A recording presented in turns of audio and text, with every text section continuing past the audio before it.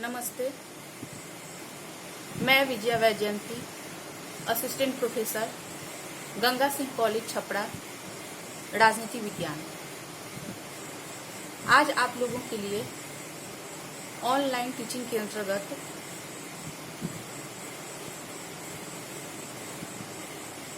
महात्मा गांधी व्याख्यान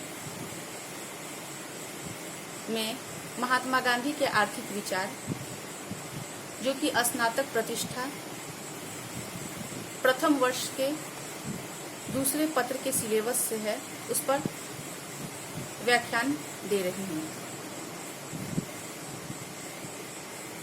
महात्मा गांधी के आर्थिक विचार।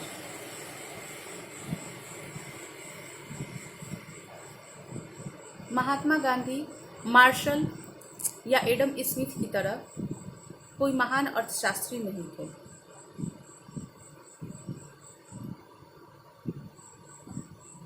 फिर भी उनके आर्थिक विचार काफी महत्वपूर्ण हैं। वे तत्कालीन आर्थिक व्यवस्था से असंतुष्ट थे।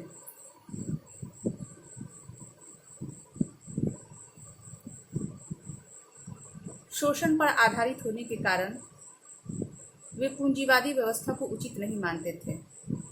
उनके अनुसार पूंजीवादी व्यवस्था में वर्ग संघर्ष की भावना कार्य करती है, जिससे समाज में शांति व्यवस्था नष्ट हो जाती है। महात्मा गांधी ने समाज में संपत्ति के असमान वितरण पर क्षोभ प्रकट करते हुए आर्थिक समानता पर बल दिया। उनके अनुसार आर्थिक समानता का अर्थ था सभी मनुष्य की बुनियादी आवश्यकताओं की पूर्ति, और इसके लिए उन्होंने राजनीतिक विकेंद्रीकरण की तरह ही आर्थिक विकेंद्रीकरण पर बल दिया। आर्थिक विकेंद्रीकरण का अर्थ है आर्थिक क्षेत्र में बड़े उद्योगों के स्थान पर कुटीर उद्योगों की स्थापना करना। गांधी जी केंद्रीकृत औद्योगिक व्यवस्था के पक्षधर नहीं थे, और वे तत्कालीन पश्चिमी सभ्यता की अधिकांश बुराइयों को इसी केंद्रीकृत औद्योगिक व्यवस्था की उपज मानते थे।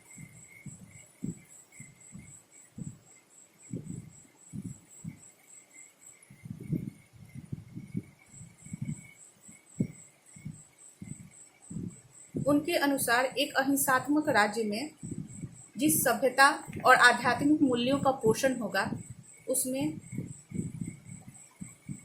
कुटीर उद्योगों की व्यवस्था ही अच्छी तरह से काम कर सकती है।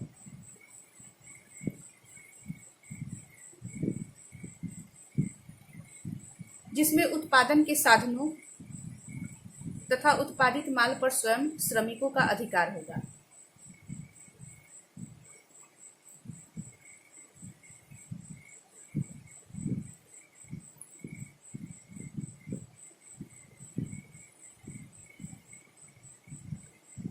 गांधी जी का मानना था कि हम अपनी आवश्यकताओं को सीमित करके ही अपने जीवन को सुचारू रूप से चला सकते हैं। गांधी जी शारीरिक श्रम के पक्षधर थे, और उनका यह मानना था कि प्रत्येक सक्षम व्यक्ति को अपनी भौतिक आवश्यकता के अनुरूप उत्पादन में अवश्य ही योगदान देना चाहिए, क्योंकि इससे सभी व्यक्तियों की न्यूनतम आवश्यकताओं की पूर्ति होगी, श्रम की प्रतिष्ठा बढ़ेगी, सामाजिक विषमता समाप्त होगी, और वर्गहीन समाज की भी स्थापना संभव हो सकेगी।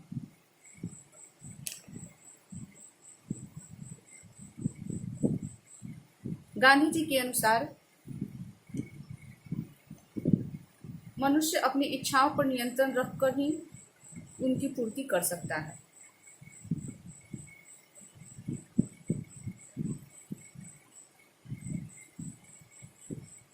इसके साथ ही गांधी जी ने राजनीति और नैतिकता के विकट संबंध को स्पष्ट करते हुए कहा कि साध्य और साधन दोनों की पवित्रता आवश्यक है।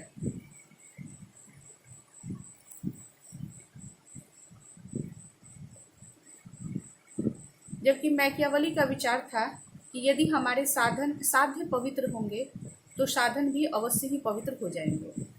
इसके विपरीत गांधी जी ने साध्य से पहले साधन को रखा, अर्थात उनके अनुसार साध्य अर्थात लक्ष्य की प्राप्ति के लिए हमारे साधन भी पवित्र होने चाहिए,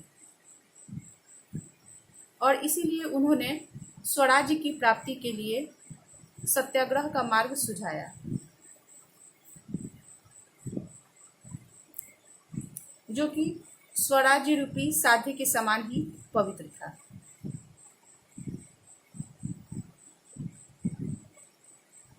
धन्यवाद।